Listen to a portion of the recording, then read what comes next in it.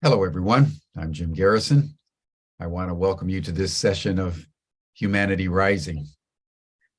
As we begin today, I want to just note some polling that has just come out today, actually, in the United States, conducted by ABC, that shows some very troubling data about the American electorate that I think we all need to take seriously as we think about the issues such as water, which we're going to be addressing today, and who is best placed to lead the United States.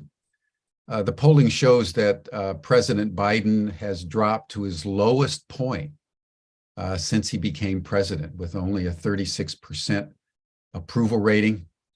The polling also shows that in a matchup between Donald Trump and Joe Biden, that Donald Trump beats Biden 49% to 42%. It's an astonishing bit of data. The polling also shows that 18% of the American electorate believes that Donald Trump needs to be criminally charged for the various crimes that he's up for in the various courts, and that they will vote for him anyway. It's an extraordinary situation here in the United States as we begin to gear up for the 2024 presidential election. And so it's within this context that I want to make a suggestion that we all think about, as we often do on Humanity Rising, in the spirit of truth pursued, not truth possessed. I've been watching the emerging candidacy for the Democratic nomination of Robert Kennedy Jr.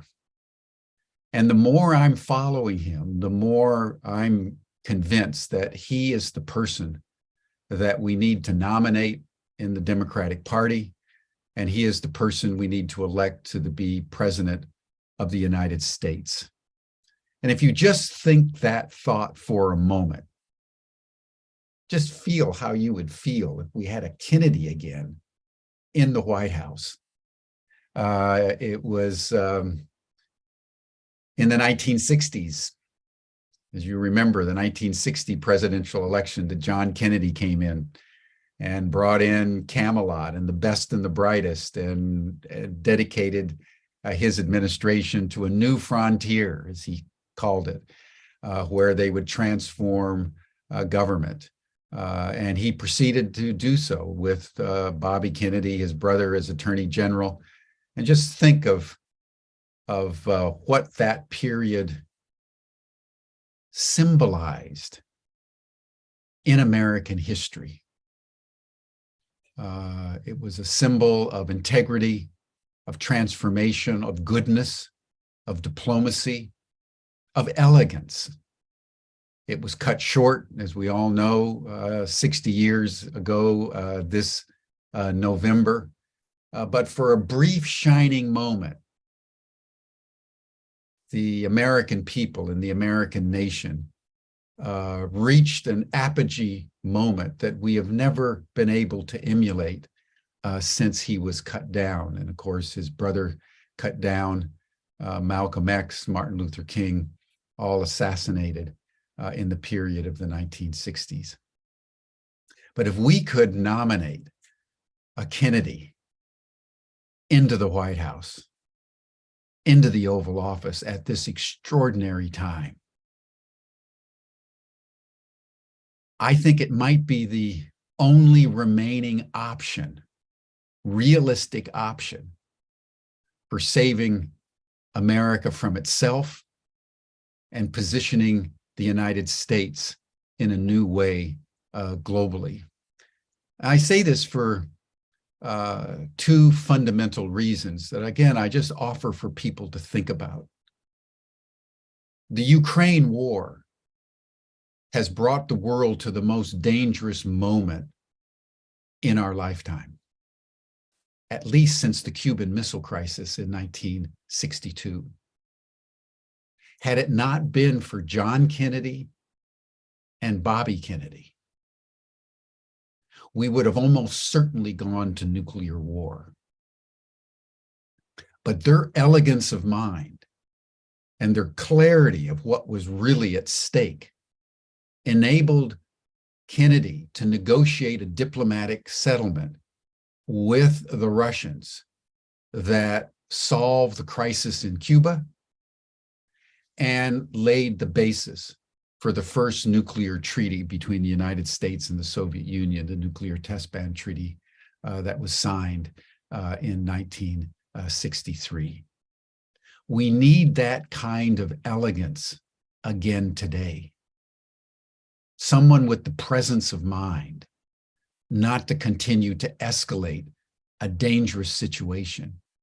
And tragically, Joe Biden is not that president. He continues to escalate the war in Ukraine. And only last week, the Americans and the Ukrainians shot drones that almost hit the Kremlin. It would be the equivalent of the Russians sending drones to hit the White House or the Capitol building. Can you imagine how the United States would respond?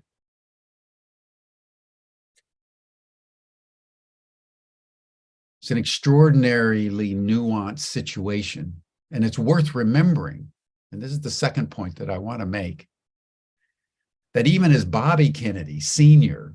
took on a sitting president who was enmeshed in escalating an unjust war, which he had been lying about to the American people and the world, so too we have a president enmeshed in escalating a war without cause and has been lying about it to the American people and the rest of the world and has every intention of escalating. And even as Bobby Kennedy took on Johnson around Vietnam, increasingly Bobby Kennedy Jr. is taking on Biden around Ukraine. If you look at his tweets and his interviews around Ukraine, he's saying, listen, we're heading into a nuclear situation that we cannot tolerate. We need peace. And that if he's elected president, his priority is to bring peace in Ukraine. So you have an archetypal formation occurring right now in the United States that I think we all should be paying close attention to. A Kennedy is emerging, taking on a sitting president, calling for a new vision, a new analysis of a war that's spinning out of control. And the great thing about having a Kennedy run is we know how he would be. He's not an unknown quantity. Everyone knows the Kennedys. Everybody knows what they stand for. They stand for diplomacy, now as they did then, and civil rights. It was the Kennedys that really started the civil rights efforts on the part of the US government. And the environment. It was Bobby Kennedy Sr. that really began to speak out around environmental issues. And Robert Kennedy Jr. has spent his entire life professionally as a lawyer, suing Monsanto, suing the United States, creating all kinds of legal challenges to the polluters and the environmental degradation that has been going on not only around the United States, but around the world. He's been a ceaseless activist for the environment. And a major part of his activism has been around water. And that's one of the reasons why I wanted to raise the issue of his candidacy today. Is his environmental record is stellar. And at the center of it is the protection of waterways. So as we think about our world and we think about solutions, I have to say personally, I can't think of another way, realistically, that the United States could transform itself in a meaningful way than to nominate and elect Bobby Kennedy Jr. To be president of the United States at this critical moment in US history and in global affairs. So that's something for us all to think about as we begin Humanity Rising today. I'll be speaking about it more as the weeks and months progress, rest assured, because somehow or other, we have to extricate ourselves from the deepening crisis in which we all find ourselves. It's my great pleasure today to welcome Shannon McArthur back to Humanity Rising. You all know Shannon. And I also want to introduce Shanna Caster, who's a project manager, a science educator, a changemaker, who works with people and counsels them, especially when they need to get out of trouble. And so Shanna has the added distinction that she's the daughter of Stan Pokras. So Shanna, it's with a particularly open heart and open arms that we embrace you to this session of Humanity Rising, and I turn the podium over to you. Thank you so much, Jim. I really appreciate that warm introduction. I'm Shanna Caster, and I have been hearing all about Humanity Rising since day one through my dad. And this is my first chance to really join the conversation. So I'm very excited today to be kicking off by sharing, kind of turning the stage back around to Shannon, because she was the one who drew me into this project around water, because she had this vision to create a worldwide water ceremony. So Shannon, could you please tell us a little bit about where this project came from? It has been quite a ride, and thank you so much, Shanna, for riding with me. It has been whitewater that we have been traveling, and it's been a true pleasure paddling this canoe with you. It started, actually, let's go back to when I first met your father. I met Stan on day 60 of Humanity Rising. The episode was called Connecting the Dots.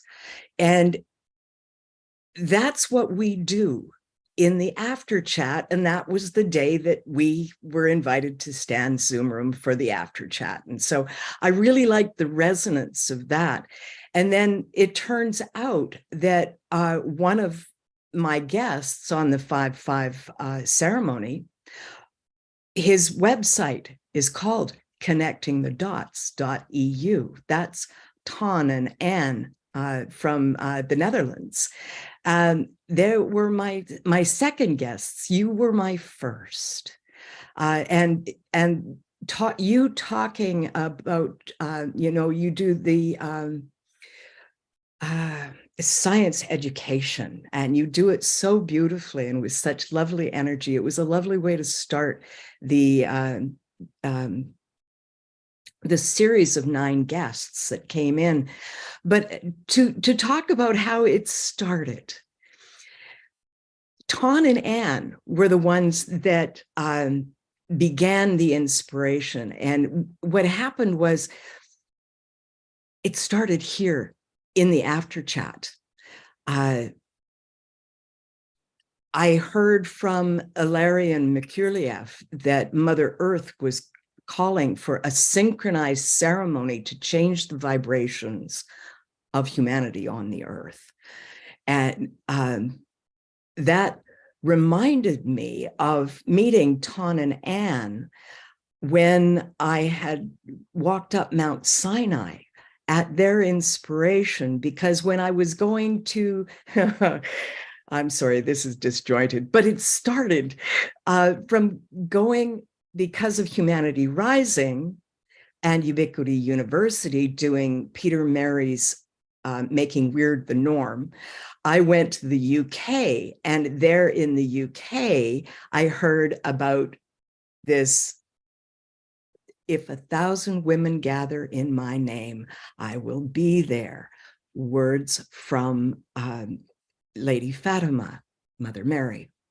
And so they were walking up Mount Sinai, and I was already halfway around the world. So, of course, I had to go and join them. So I walked up Mount Sinai with the stones of peace that Mama Gaia gave me years ago, because I felt that, Moses brought the 2 tablets of stone down with the 10 commandments written on them. I figured if I could take the stones of peace created over time that have the peace sign in them, that I could balance the energies.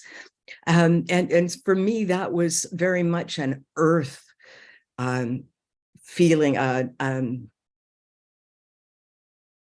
a pilgrimage for the earth.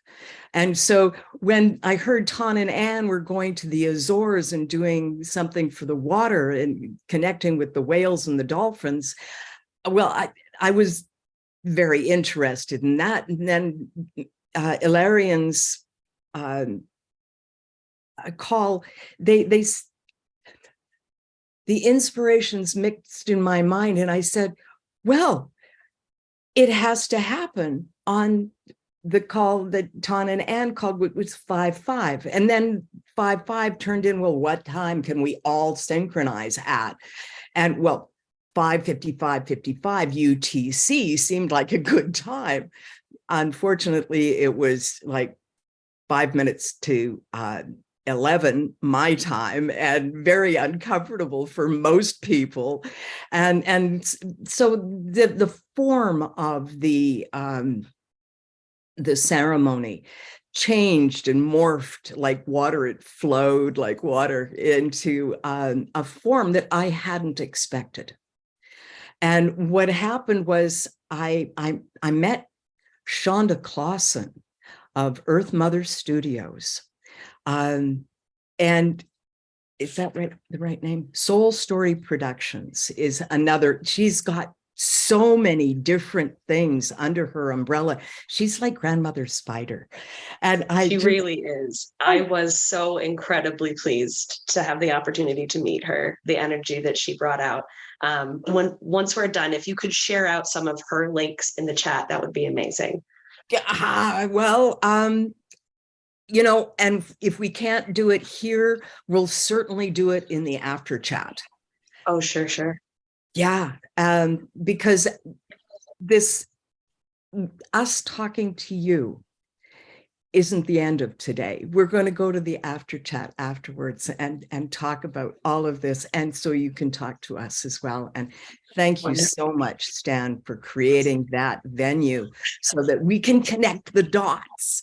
Each one of us are the dots, and the connection, the field that we swim in is the attractive force that unifies us all. The quantum field. Ton and Anne were in the Azores dealing with their on-the-ground issues, and I was trying to deal with Facebook Live, and it's a new place for me, and I had difficulty sharing the screen, and after 15 minutes of trying and letting people listen to water sounds, I closed it, canceled it, and I went and I did personal ceremony. And in that time, I was reassured that things may feel like failure, but out of a crash and burn kind of situation, things emerge. Learning happens, for one, but opportunities, new things happen, new possibilities are born that we could not imagine ourselves. So what happened was, after ceremony, I went and I laid in bed and read for a while, and trying to get my head down so I could go to sleep. And my phone, I got a text, and I thought I'd turn my phone off, but so I looked at it and it was 12:34, and I listened to Mom. She shows up in sequences of sets of numbers on my phone or my iPad when I put them open. And so I looked down and there it was, 12:34. It was like, oh, 1, 2, 3, 4. Mom, thanks. And I looked who had called me, and it was Jamin Shively of the conversation.cc, who hosts or who provides the Zoom room that I open Gaia's Zoom room every Tuesday from 6 to 8 p.m. Pacific time. And we talk about, stuff. What's really nice is, Gaia includes everything. So we get to talk about everything. And Jamin's project, the conversation.cc, talks about free plant-based foods, and he's associated with Salish Rao, and the work that he's doing in the world is so in alignment with the Our Heart Gardens concept. Well, so is Jim Garrison, and I'm so grateful to be associated with him, and so is Stan's. And so I see all these pieces falling together, and Shanna, you are part of it too. Everybody is actually part of the Our Heart Gardens vision. It's just, how do we make this transition from what is into what is needed? And it is, I believe, through water. Now, thank you so much for giving me this space to talk about this. This has been so exciting. And before I give up the podium, I want to mention each of the people who was involved in the presentation, if I can do that. So yes, please. There was Mignon Mukti, and she's from Australia, and she does monochord and gong work. She works with sound, and she's amazing. And Brent Mathau did a Sufi water ceremony. Marilyn Puff has Sacred Moon Emergence, and she does women's retreats. She lives close to me. Lisa Ayers is from Surrey, British Columbia. She has Drawing Down the Moon Reiki, and she did a meditation, a forest and stream meditation with us. And there was Kokum Francine, grandmother Francine from Ontario, and she's one of the water walkers. She takes sacred walks with water. And Danalia Castell, who does the listening field, and she talks about water and our nature elder. And the last speaker, and I thought this was a beautiful rounding out of the whole thing, Ejna Fleury. Ejna is one of our own Humanity Rising, Ubiquity University grandmothers, who has gone to Chartres in France with Ubiquity University. And it has been, and we talk about that at the very end, and she gives us a closing prayer so the whole series, going back to Jamin Shively, he invited me to air all of the videos in the sequence that I had envisioned on the conversation.cc. So I have a Zoom recording of the entire sequence, and I'm going to edit that down and put it on my website. And I thank Jamin so much for providing that space to me, and all that you do and all that you are. This is, I pay attention to the words that pop out of my mouth, and that is how I got Mother Earth's promise of peace, that going forward there shall be peace. I also heard my mouth say, I will speak for you when the time is right. And there is no time but now. And so my voice belongs to the power that empowers me. And sometimes I get in there and I muck things up, but that's my stuff. And it's not all, spirit. It's certainly, I am really real. As are we all.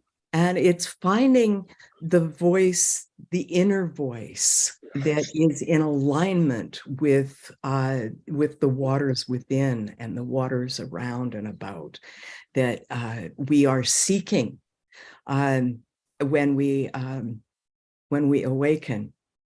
And I think about the image of rowing about, we looking at our past, at our wake, we awaken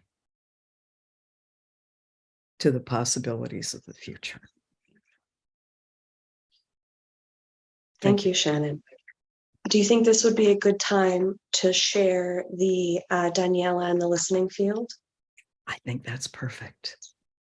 All right. So I know that it is the normal tradition on Humanity Rising to do a group breath work. And in today, we're going to be featuring one of the speakers from the virtual worldwide synchronized water ceremony, Daniela. And then a little bit later, we'll also be sharing a shortened video highlighting many of the speakers from this project.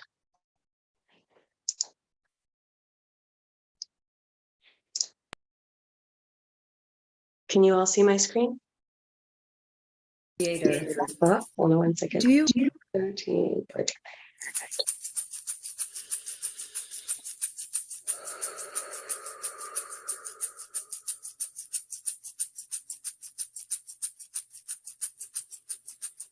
Beloved Mother, Father, God, Creator, Great Spirit,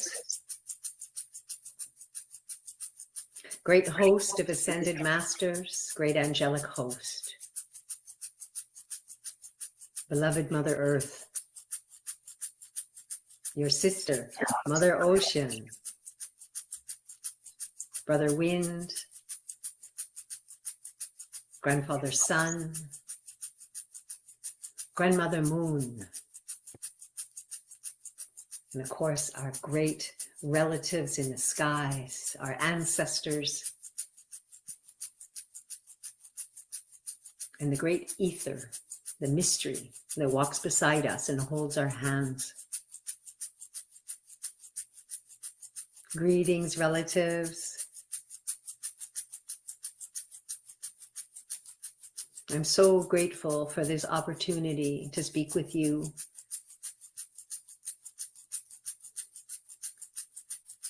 Today is a special day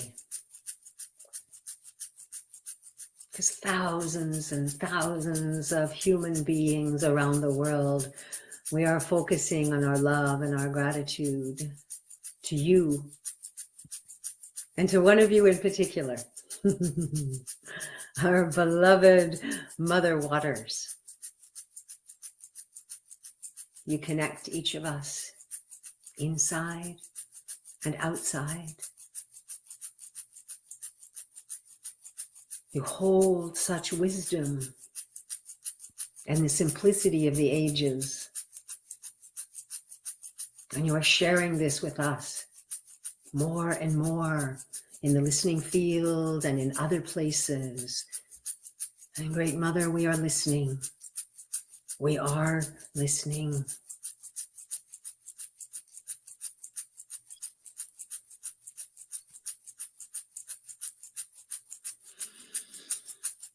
Oh, sacred water.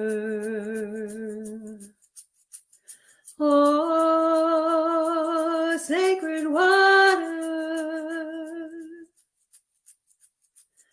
Oh, sacred water. Thank you for our life.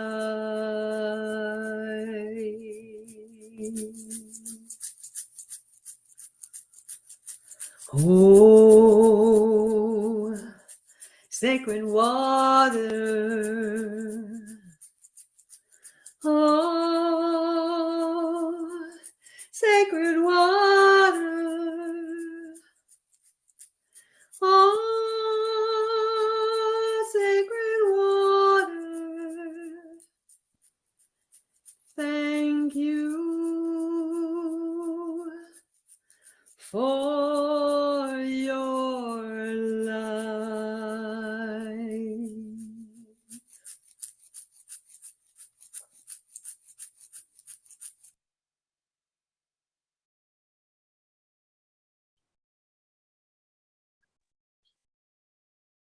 Thank you all.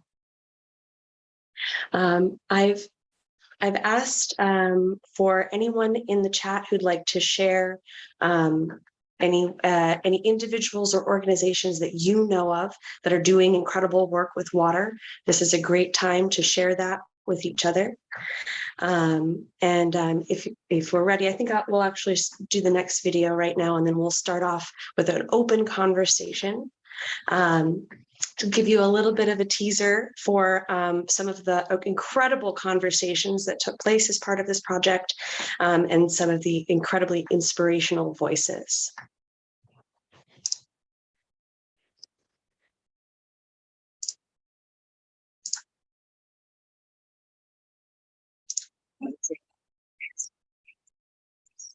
One second.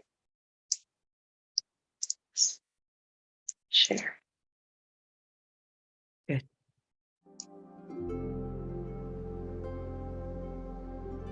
I would say my earliest memories are being near the ocean when I was a little girl, like just not wanting to point my attention too much over there because it was so vast, but it was fascinating. I was living in a place without water, and I lived there for almost 9 years. I realized how precious water was. I was born in South Africa on a granite rock overlooking the ocean, and the waves used to wash below my window and lullaby me to sleep every night. And ever since then, I have been inseparable from the ocean and from water. Water is life. It is so important that we recognize this integral part of our very existence. Love and compassion of the universal womb, which is water and the earth in this universe. It's such an indescribable thing, but it's like that. The creation of the vast ocean is just like that. It's so common and so mundane that you don't think about just how unique and magical it is. Water makes us all the same and part of something that's so much bigger than us. Somehow I felt like, okay, this is the core. We need to connect to the water. We need to connect to the whales. We're gonna be out on the ocean. We have been separate from our Great Mother for so long. People are reconnecting with our mother. If you think of water as an inanimate, something that just happens to be around, never going to give it respect. But if you can see it as something worthy of respect, worthy of love, then your perception of it and the way that you treat it drastically changes. I want to more and more in my life be in service to water. I stand for the certainty that human beings are meant to co-creatively partner with nature. We're a part of an ecosystem. We can be a keystone species for this planet. We can be good stewards. We need to honor that deep feminine voice of the ocean and to say, sorry, what we're doing. We're messing up the planet. We're messing up the waters. We can feel its precious value in our own lives. And then it makes it possible for us to fight for its preservation. And we know that water and Mother Earth are needing us to fight for them right now. Like some of you may know, we as Anishinaabe people, we were forbidden to do ceremonies for hundreds of years. So we brought back that ceremony in 2000, actually. Water law that Shelley and Jan have created, that this is another way of uniting people in, you know, the more signatures and the more people become aware of the water law and it becomes adopted, that is a very powerful way, as well as doing ceremony. I think that for me, that's how I see the future. I see the future as people need to wake up. They need to wake up, and now is the time, not tomorrow. This is not something we can keep on postponing. We've been postponing this for...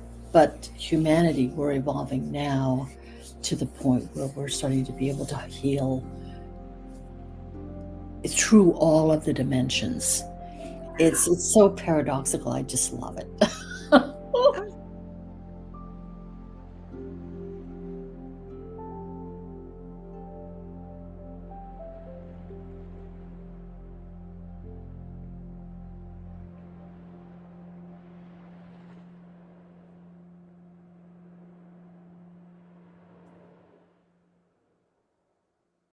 Oh, I just have this glorious, wonderful relationship with water and so I'm so thankful to be able to just even give you these snippets here, you know.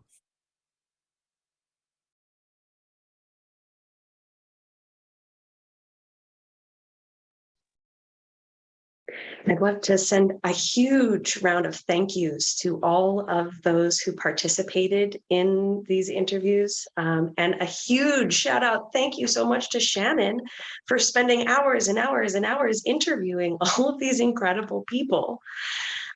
So at this time, I'd love to start a more of an open conversation.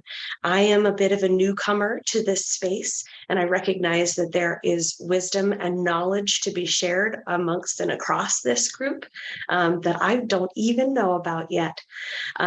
So I'd love to, if there's anyone who would like to come onto video to speak, to share either a sentiment about water, please feel free to put that in the chat. But to kick things off, I know we have at least one of our participants is available and with us today. Is Lisa here? Yes. And what do we need to do? Pardon, sorry, Lisa, if we're voluntolding you into coming on first. I warned her. Access to turn on her video.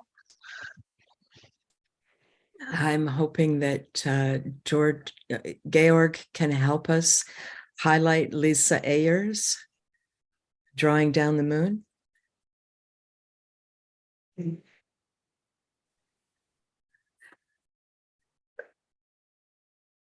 And while he's finding her, I'm going to talk a little bit about Mignon Mukti.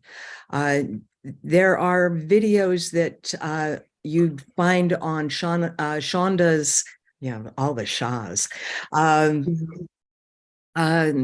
on her Soul Story Productions. There's a bunch of videos there that were created by or collected by Mignon Mukti for Jan Golding's Jan Golding and Shelley Ostroff's and Ben Bowler, their Unity Earth presentation. I think it was 7 Days of Rest. 1 year, it was focused on water. And so she created a video. She'd spent months gathering music about water from around the world. And all these amazing artists from Australia and the Pacific Islands, Chile, India, South Africa, and other places all donated their songs. And so it's one of the presentations that you'll find when you go to Soul Story Productions on Facebook. And I believe I have put that link in, and if I haven't, I'll put it in again.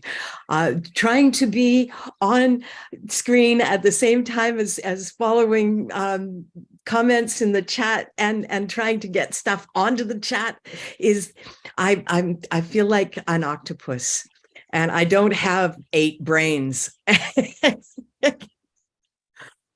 Excellent. Well, while we're waiting to see if Georg, can you help us to get Lisa on? But for right now, I'll invite my father, Stan Pokris, who's been part of this community for a very long time, because he has always been my starter inspiration to learn more about the world.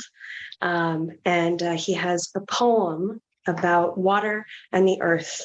And then following that, it looks like we've got Lisa. Excellent. And we'll speak in a few moments, Lisa. Thank you. Well, I want to point out something that most people don't know, I believe. It's a scientific fact that water expands when it gets cold, which means it floats. And if it behaved like many of the other elements that we have in our Earth, most of them would sink when they get cold because they contract. Well, water floats, and that's what makes it possible for the living things in our oceans to continue to live while the Earth gets cold enough for the water on top to freeze. So that's my scientific fact for the day. And I have a little ditty that I created that starts off, the Earth is a cauldron. The sea is a soup. The sun is the fire. And the moon is the spoon that stirred life into existence. Thank you. Thank you very much for sharing. Next, we'll have Lisa. Thank you so much for joining us today.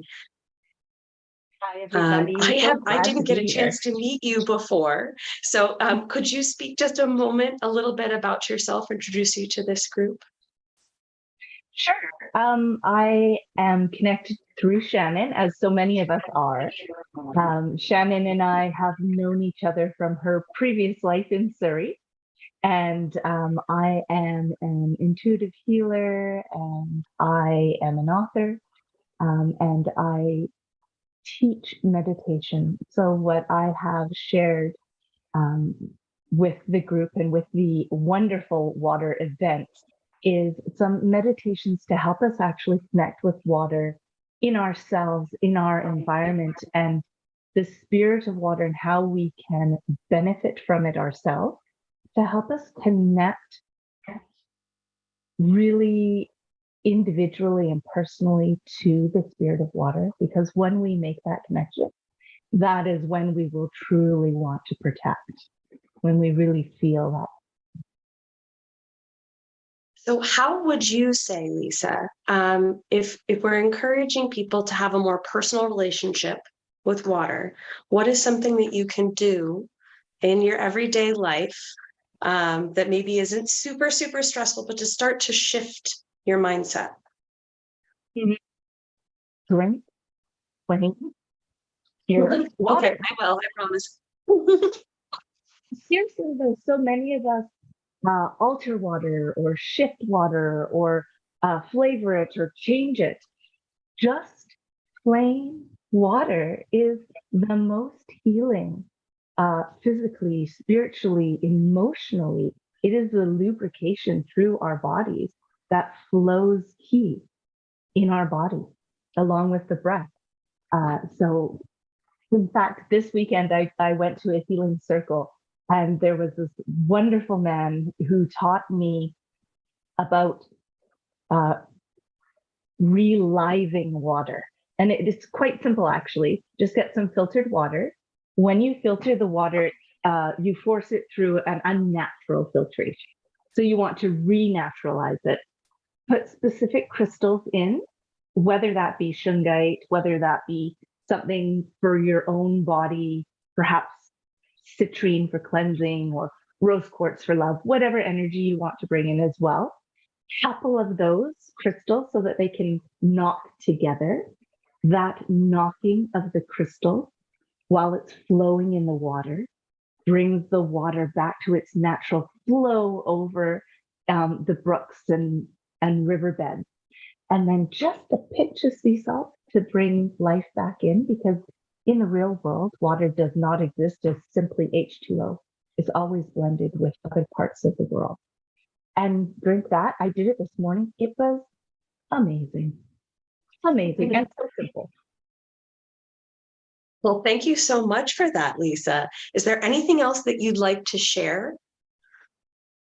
Well, I do have a couple of recordings, and I don't know if we have time for them, but if we don't, they are up on my YouTube channel, so people can go there. If we have time, though, I would love to read the Charge of the Star Goddess.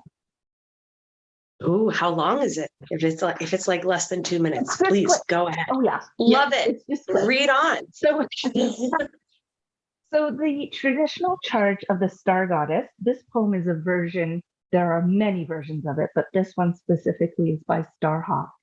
And it connects a little bit more specifically with the moon and the waters. So I like this version of it.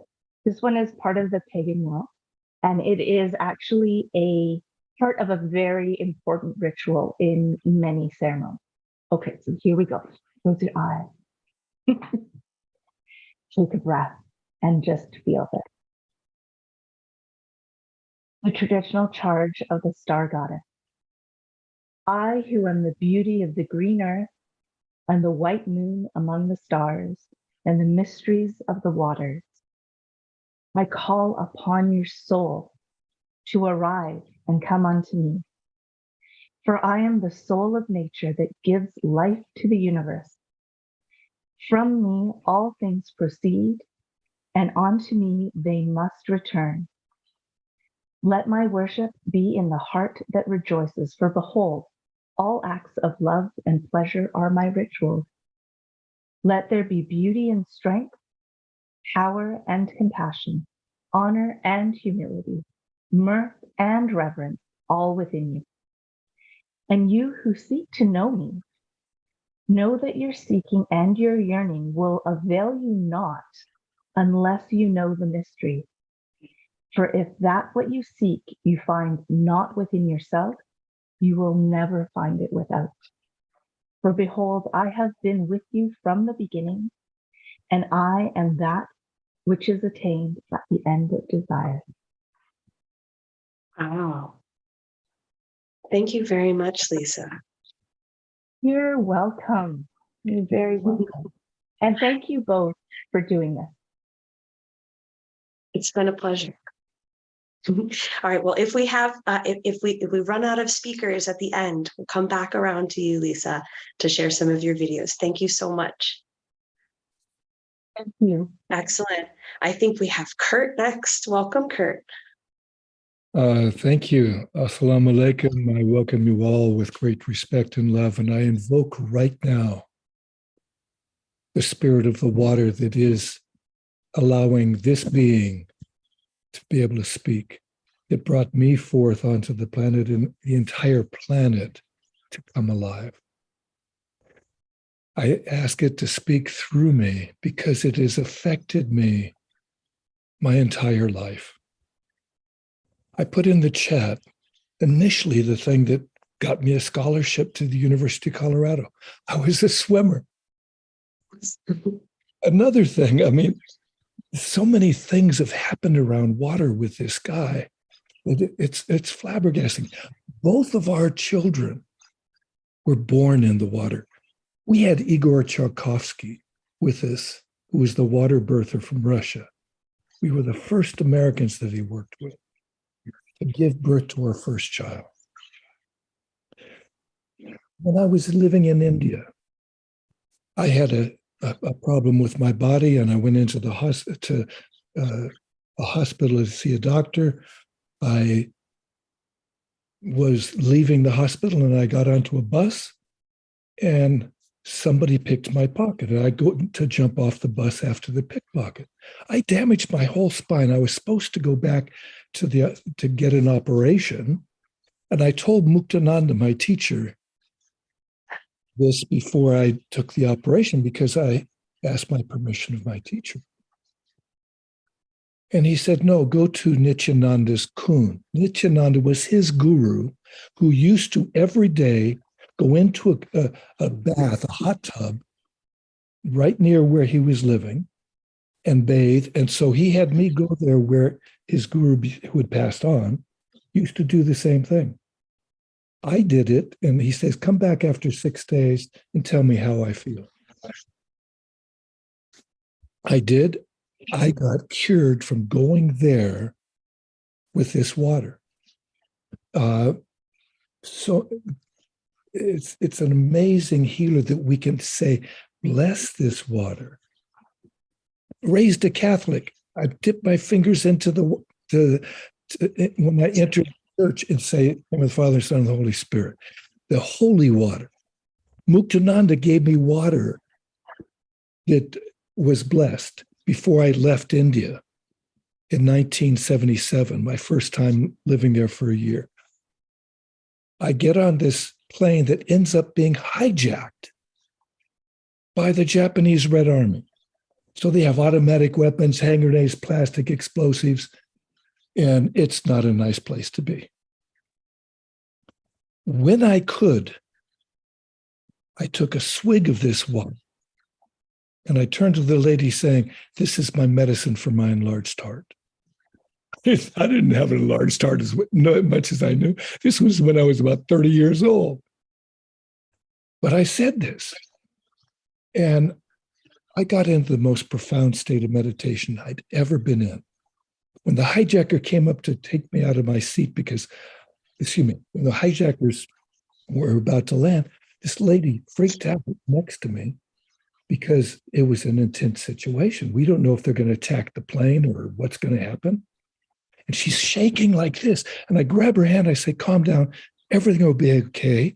The Lord's taking care of us. And immediately she calms down. Well, why? Because I'm in a beautiful state of mind. But what happened to my state of mind? Suddenly my body's breathing and acting funny and shaking. And they took me out of my seat, threw me in the first class section on the floor, and I stopped breathing. I ultimately got off first. Why? I drank some special water. The water got me into that state, that blessing. We don't know the power people have. Before we drink water each day, we can bless it. Emoto showed us that blessings can crystallize water, form it into beautiful formations. So there's much, much power in water and the gentle art of blessing. Thank you.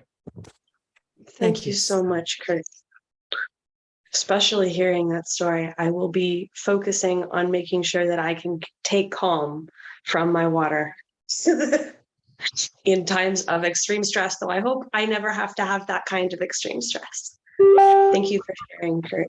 I know that we have Daniela, who shared with us the blessing at the beginning. So if Daniela can come on video, this would be a wonderful time. Thank you. Danalia, please. Hi. There you Pardon me if I've been saying your name incorrectly. Is it Danalia? It's Danalia. Danalia, thank you. Well, thank you so much for joining us today. Please, can you tell us a little bit about yourself and what you've come to share with us today? Yes, I was just wondering, can you see me? No. Okay, that's what I was wondering. But I can hear you. Absolutely. Let me just check. Would this be my settings or yours? It would be yours. I don't even have a video on the bottom of my screen. Oh, there we go. Join as a. Oh, now you've turned off your mic. That's okay. I came on video. There you go. There we go. Welcome. Hey, thank you so much. So Danielle, sorry, I'm sorry. Now I'm just kidding. I had a very close friend named Daniela, so I apologize. That is not on you. But Daniela, can you please tell us a little bit about your work and anything that you think that is relevant to this conversation? Oh, goodness. As everybody's Right? I know sharing. you only have a few minutes, so I know that I Exactly. can give you a wide berth and you'll still have to leave. So I'm sorry if I'm giving you too much. Perfect. It's all good. So my name is Shanna Caster, and I'm coming to you from the unceded territory of the Snuneymuxw here in Nanaimo on Vancouver Island. I just moved here 3 days ago. So I'm happy to be on this land. I'm the host of a unique meeting space called the Listening Field. And this is a ceremonial space where groups of humans and nature elders can actually dialogue directly on matters of mutual interest and concern. So we had the good fortune actually to work on a project recently with the federal government of Canada, in which they were wanting to rebrand some materials. And then we were able to open listening fields with the topic of those educational materials, which were the Pacific Ocean and the oceans where the endangered species live. So there's a wide application in just about every aspect of society. We could bring humans and the nature elders that they're connected with, or their business is connected with, or organization is connected with, to actually ask these questions that we have about how we can restore right relationship with them, how we can live in harmony with them. So water is a perfect example because she is everywhere outside of us and inside of us. And I'll just share quickly that, for years, I was being apprenticed by bodies of water around the world. So the Peace River, the Fraser River, Huanghe, the Yellow River, the Lake Geneva in Switzerland, and it goes on and on. And there was a point in time where my telepathic communication with water was turned down and I couldn't hear it anymore. And I thought, oh goodness, is my time with water over? So I asked a sensitive to check in with me, and she burst out laughing. And I said, what are you laughing at? She said, everybody's laughing. It's not over. It's just that it's time for you to turn your attention to the waters in your own body. So I've been pouring all this love to my water relatives, hosting public ceremonies and all these sorts of advocacy actions. So when I connected in with the water in my own body, and I shone that light of love that was going out inside, I discovered that I was using my mission to still avoid dealing with human beings. And so what happened is when I shone my love for my external waters onto my own water, I discovered my love for myself. I discovered the purity of my inner being. And then I did something that just was intuitively guided to do. I connected in my awareness, the water in my body with the water in a friend's body. Beautiful. All I felt was love, love, love. Then I said, okay, that's really easy. Now do it with someone you have difficulty with. So in that moment, I did it with the former president of the United States, whose name shall not be spoken, like Moldavort. And I discovered the same thing, that when I went from the water in my body to the water in this person's body, all I could feel was love. And then I went to the personality level with this human being, and all those other feelings came up, and I went back water to water. And so I came up with this phrase that was mine for many years when I developed a workshop to help people do this, to actually connect with the waters in their body. And it's, I am a water body, you are too. Water to water, love flows through. Wow, that's beautiful. I really appreciate it. That's a choice we can make. I can operate at a personality level from myself to other humans in the world, but I can also choose to center myself in the waters of my own body, which are everywhere, and then deliberately connect heart to heart, water to water with any other human being or groups of human beings. We could do that too. And all I feel is love. And in that place, genius, inspiration, collective wisdom, the ancestors, the star beings, all that energy flows through and is available for me to speak and for me to bring my own ideas forward to the center so that we're all creating from this highest frequency love. So. Well, thank you so much for sharing that with us. I know that you need to go, but could you give us one last, I've been trying to think about how to take these lessons and turn them around for us as individuals. Is there any recommendations that you could make to the people who are listening? Trust water, trust love. Let water lead you. Let love lead you. Simple as that. So rather than from our head, go from your water, which for me is equal to love. Listen to what that direction is. Follow it obediently, and we will all do well together. Yes, if we are all taking actions out of love, then it's very hard to hurt someone. I mean, it's not hard to hurt someone, but you're moving in the right direction. You're aligned. And love is water. So love can even be difficult for people. It can be vague, or it has a lot of ramifications. But when we come right back to water, then I think that we are even more deeply aligned with nature's principles and with the life force energy and directive. Yeah, especially if you think about how much water goes through you. You can align to the water that's inside you now, but it may not be the same water that is inside of you next week. And so to recognize that water, that love is flowing from you into the ecosystem around you and then back around to other people really helps you to see how deeply unified we all are.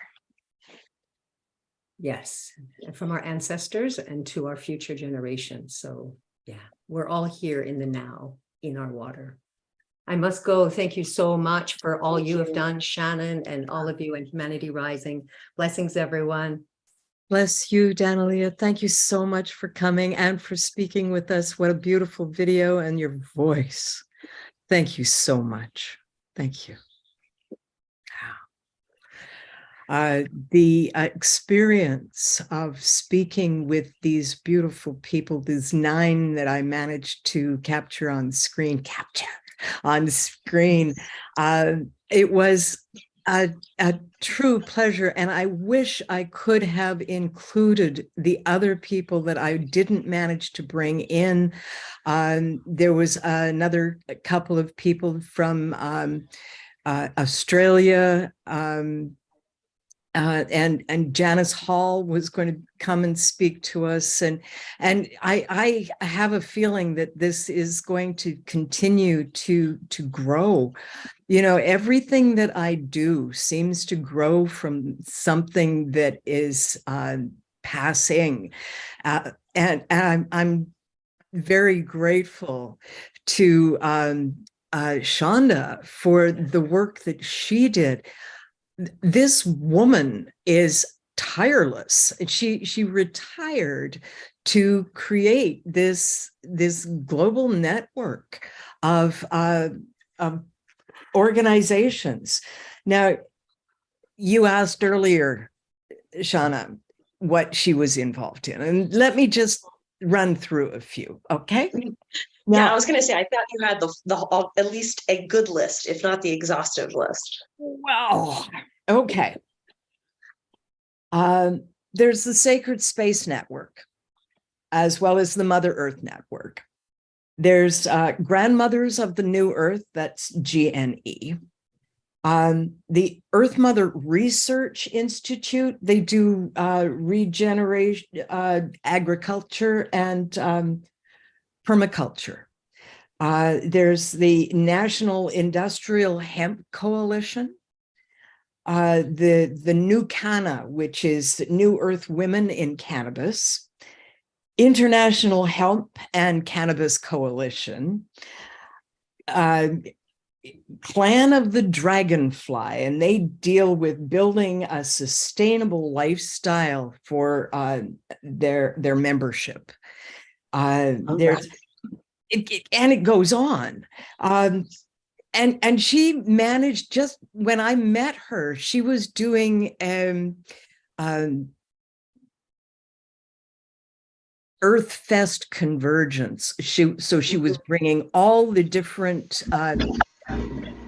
lines of her network, bringing them all in. Against all odds, homestead-based synergy hubs establishment. So she helps create. Dominique, can you mute for a moment, please? Yes, yes. Thank you. There's an Earth Mother Trade Alliance, so they get together to trade stuff, and Built for the Future, that's green building techniques, including hempcrete. Internatural Sacred Space. Ooh, don't you love that name?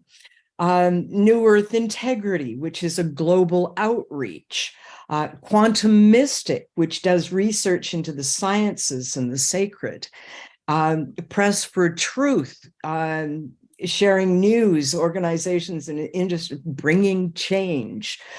First Nations and Indigenous Peoples Network, the Union of Nations. Then there's the Lion House, which deals with astrology, and the Artisan Teaching Village, and Portal Books, and finally Soul Story Productions. And that's the part that I have gotten myself into, and we'll see how that develops. And I am in awe of this woman. So blessed to have run across her, and I'm deeply grateful to be able to bring her to. Say her name one more time for those who may have lost it in her long list of accomplishments, is Shanda Clausen. And I believe that we have, did we have someone else who wanted to speak? Dominique? And start video. Okay. Well, I'm a fan of Ubiquity Rising and Humanity Rising. And I was so excited to see the theme for today because as an artist, I have devoted my life to water and to the earth. And how, you know, it was actually through a river, the Rio Grande River, where I got in touch with my now having to speak as an artist. And because by the river, I got in touch with what was happening to the earth. And this was in '86. And in '87, I started a piece I did for every month for 7 years called The Great Cleansing of the Rio Grande. And I learned so much from being involved with the river. And as you know, one of you said, it really is about the interconnectedness of all life. And you know, and then in 2012, I, with two other artists, Bobby Bassold and Valerie Martinez, we walked the whole length of the Santa Fe River. And we were able to walk in the river because there's hardly any water. I mean, in 2006 or 7, the American Rivers said it was the worst river, the most endangered river in the country. So that also taught me so much, and I'm so grateful. And I said in the chat that there are many artists who have been called to do art for the earth and with the earth.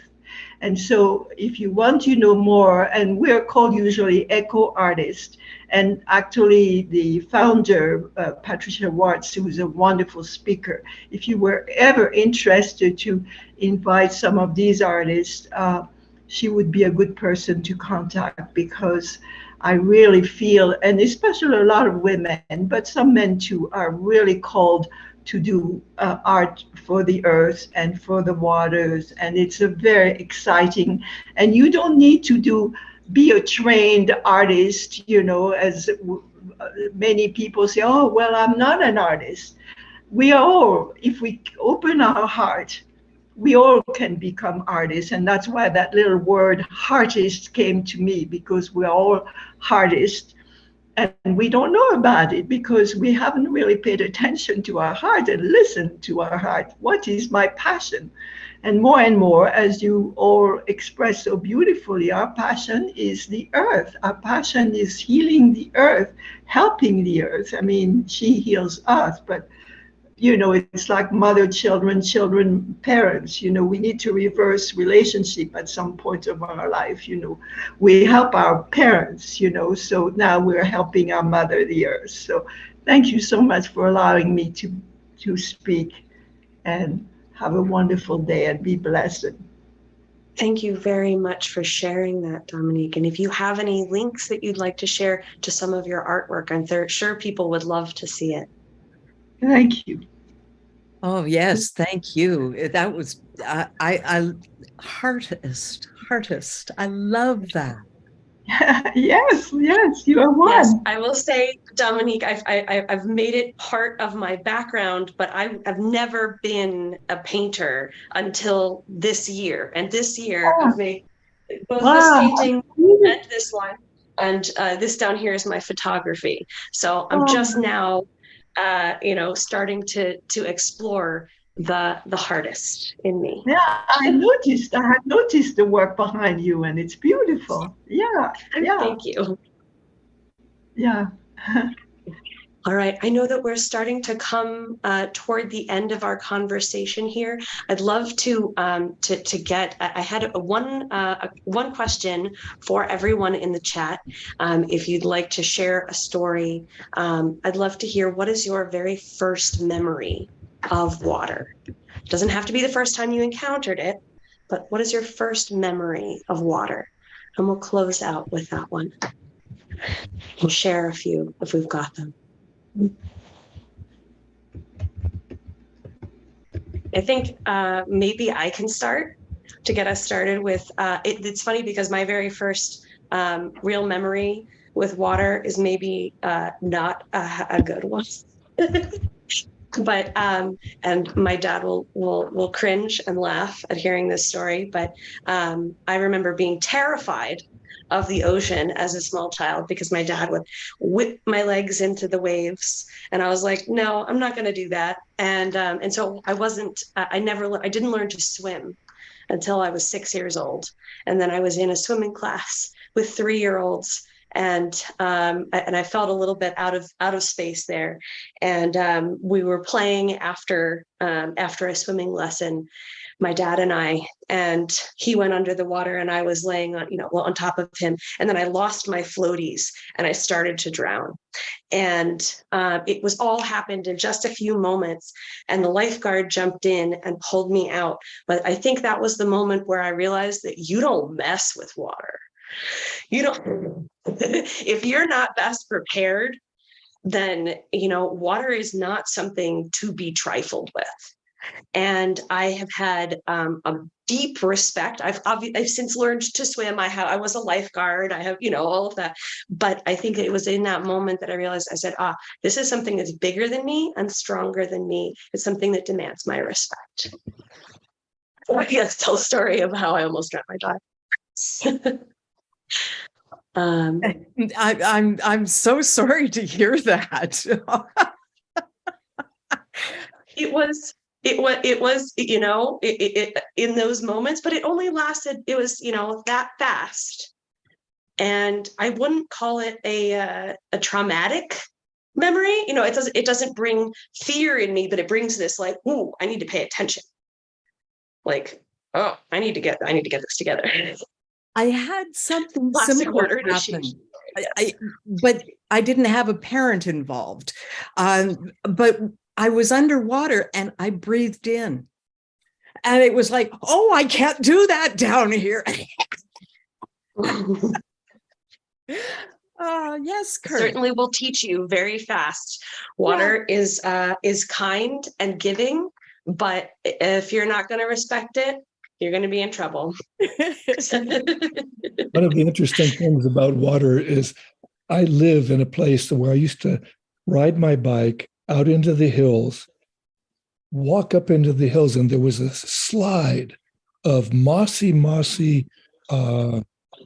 Basically, it was a a drain area that the government had set up, but it was all flat.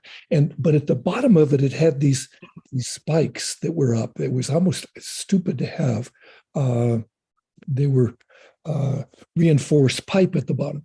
So I slid down, standing up like as if I'm surfing this nice mossy area, and then I jumped into this nice pool. That's the first real memory of when I was a really little kid, with the water, the striking fun of it. And I so appreciate all aspects of water. I mean, I almost died because somebody kicked me in the wrong place playing water polo, and I could not keep myself up. 4 people had to take me out of the water. Thank God I got out of the water. But many, many stories with water. They're great blessing, great blessing.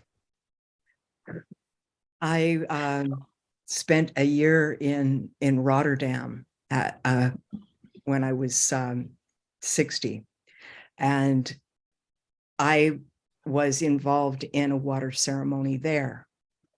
And we went to the Peace Palace, and many people from all over the world were there, and they all put their water into one bowl, and we blessed the water.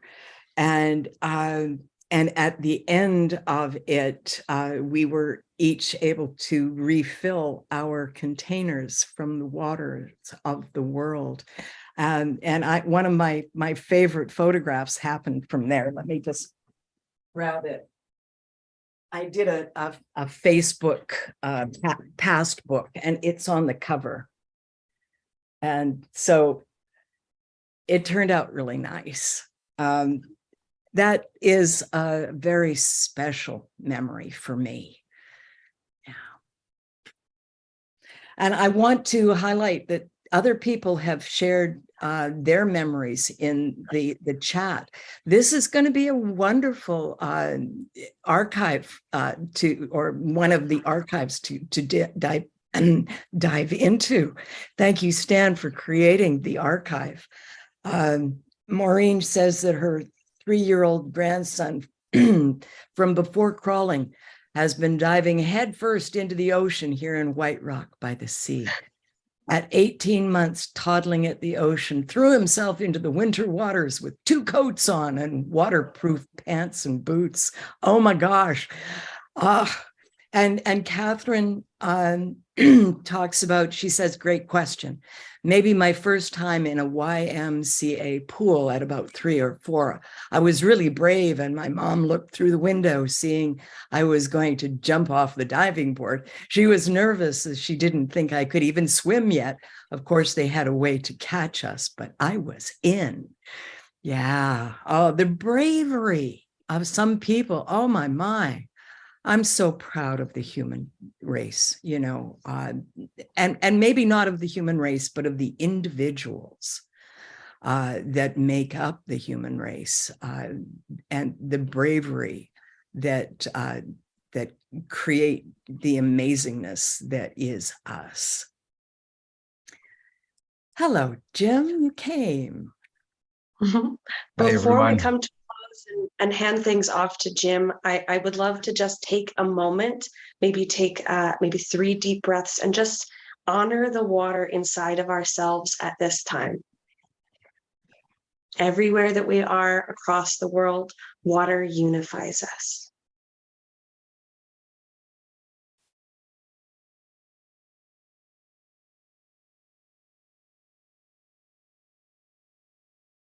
My water to your water.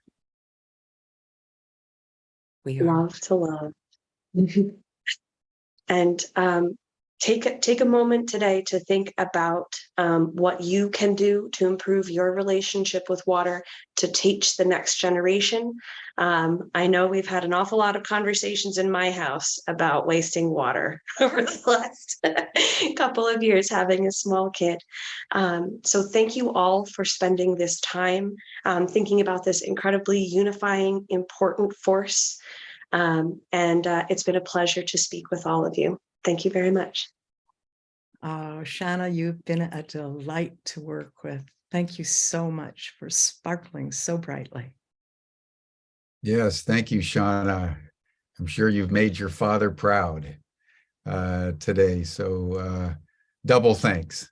And thank you, Shannon, for all the work that you did in putting this program together and working as hard as you have on matters related to peace and the environment. And I would just make a couple of comments. One, it's worth just noting that the great physicist Nassim Haramein believes that water is actually the brain, that water has so many unique characteristics, as Kurt was saying earlier. It's one of the few elements in all of nature that absorbs and attracts whatever it touches into itself and amalgamates that into a memory patterning that has intelligence. So when we're thinking about water, it may be, as Nassim says, that it is we're 75, 80% water. It may be that it is the water in our bodies that is actually the brain, and it's like thinking about the US election. It's just a concept worth thinking about because it may be actually the case. And one of the reasons why you can't have life without water. But they're finding that water is much more prevalent in the universe than they originally thought. It's not as rare as they thought. So there are many aspects to water that bear a deep reflection. And the other comment I just would echo, I think, what Kurt said also and others about water is that it's instantly malleable. So when you pour a cup of water and you just put your hands around it for just a moment, and what I do is I synchronize my heartbeat and gratitude for the water, it can be instantly revitalized because it's an intelligence. And because it's an intelligence, when it goes through all the city municipal filtering systems and drainage systems and corroded pipes, by the time it gets to your glass, it's pretty much exhausted, depleted, and brain dead. But if you just hold it with intention, it can be instantly revitalized and of healing nurturance for your body. So if we just start thinking about our water as our brain, and our water as healing, and our water as adaptive with a memory and an intelligence, we get a measure of what we're drinking when we take that glass of water every day. Yeah, so with that perspective, I think that you have to realize how impermanent you are. That things come in, things come out. The water itself is in everyone and every living creature. And so to recognize, I think that helps us to realize just how part of the earth we are and how not separate we need to be. Totally. And as a former physical educator and teacher of sports psychology and all that good stuff, water is the most valuable thing to use throughout your day. And we should all have at least an ounce of water per 2 pounds of weight, at least. I recommend more. Why? Because we perspire it, we do all these things. The hydration is super, super valuable. It helps the brain work better, everything. Yeah. So Kurt, say that again. You need to have 1 ounce of water per 2 pounds of weight. So to figure out how much you weigh you need to drink per 150, day. say you should take in 75 correct Ounces of water. At least, and water, not tea, not coffee, but water. Interesting. You know, Thank you so much for that. I have a good sized bottle here, and I drink while I'm sitting doing these calls, and I get up. Also, another thing is this body has to move. Moving the body allows that blood flow to happen too. That's super important. And most of us are vegetating, sitting, and every 20 minutes as an adult, get up and move your body so that you start to get some aerobic effect. A cross crawl movement is very important. And that associated with your breathing, because the breathing also oxygenates that blood so that it helps to be able to fuel the body. And you see, Stan is a great example of this. He stood up and he's doing what I say. So many people are sitting there instead of moving and grooving. Well, that's fine. At least you got your smiles, and that helps the circulation, helps the production of neuroendorphins and so on. I can rant and rave about all this good stuff, but thank you. Thank you so much, Kurt. I want to highlight something that Amy Blumenschein says. She says, I think of myself as a walking tributary of the Mississippi River, which I drink here in Minneapolis. Now, Danalia has the listening field, and in my participation there, a statement came through and said, we are how water walks around. We are how life perpetuates itself, becomes more complex. And then there's a phase shift, dubstep in the dimensions, and things change. And I think that is what's going on for humanity at this time. We're in the middle of the dubstep. And so I encourage everyone to flow. This is the time for feeling. And allowing your feelings to lead your way. I talk about the magic in ordinary moments. Allow mom to hold, yes, Jim, it is, the water holds our memories. It's not the cells. The cells are made up of at least 70% water. It's the water within us that hold the memories. And water is not only the blood of our mother, it is the brain and the memory of our mother. And we are a part of that. Thank you, Shannon. Thank you, Shanna. Thank you, Stan. Well done, man. And I want to say thank you also to his lovely wife. Of course. I was going to say, I think my mom might be still on the call too. Oh, get on, girl. Okay, everyone, that'll bring us to a close for today. You can find the link to the after chat that Stan has put in the chat box. And we'll hope that as many of you can join as possible so we can continue this conversation on water. And then we'll see you all again tomorrow for our next session of Humanity Rising. Thank you, everyone. Bye for now. Thank you so much.